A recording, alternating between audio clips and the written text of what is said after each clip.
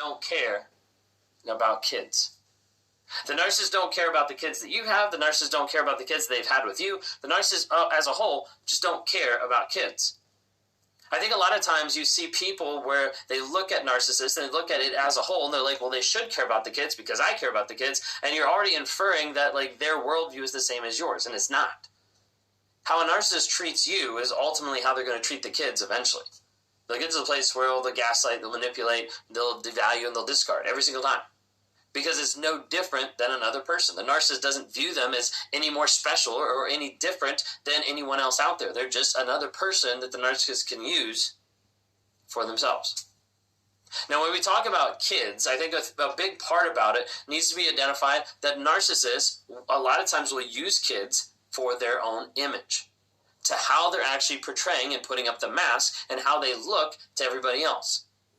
Now, when we're talking about that, they'll focus on their image to the kids in a certain period of time. A lot of times, not all the time, but a lot of times, you'll have a narcissist from with the kid's life from 0 to 3, where they won't have any interaction with them. Maybe they've completely ghosted. Maybe they're working nonstop. Maybe they just don't engage. They have almost little to no engagement and interaction with them. Okay, not all the time, but a lot of times, okay? Because at this point, they're so young, there's not really much validation they can get from the kid. There's not much they can actually receive. They're just a bundle of joy sitting there, but there's nothing that actually helps the mask, helps the narcissist feel better about themselves. But then you have a lot of times from ages 3, 4, all the way up to like 9 to 11, somewhere around there. That's when you have the awesome people come in. You've got the Disneyland dad. You've got the awesome mom. You've got the fantastic parent that all of a sudden shows up and is like, I haven't been here for you, but I'm an amazing person. And they start showering with gifts. They start love bombing. They start showing all this attention on the kid. And at that time, they're like, oh my gosh, let me take this in because I want it so much because I've never had it. And as a result, they start to manipulate the kids. And they start to get to the place of like, see, I am a great parent because, you know, this 5-year-old just told me I am a great parent. And they use that to their advantage, and they use that to pump up themselves and their mask. Oftentimes we see 11, 12, 13-year-olds, at that point, they start to realize what's actually going on. They start to realize the lies, the manipulation. They start to see it firsthand and understand the difference of what's going on. And that's when it becomes the discard dad or the manipulative mom.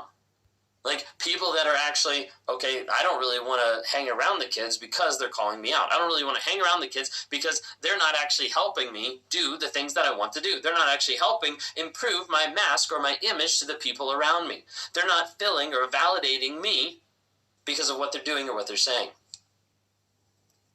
A lot of times they'll care about the kids in that middle section because they get supply from them.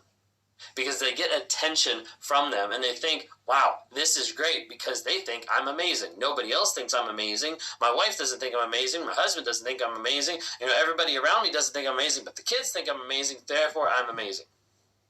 The kids during that time are also really impressionable. It's a great way to be able to take a kid and be able to turn them against the other person in the relationship. To be able to mold them up, to fashion them of like, this is how I want you to be for me and not for anybody else.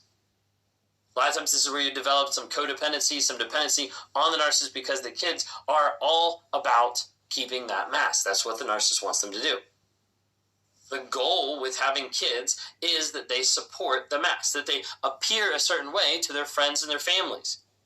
Even to the fact of maybe still being together, but they show up with the kids in a single mode, being like, yeah, I'm a single parent. Like, you know, look how awesome I am with my kids.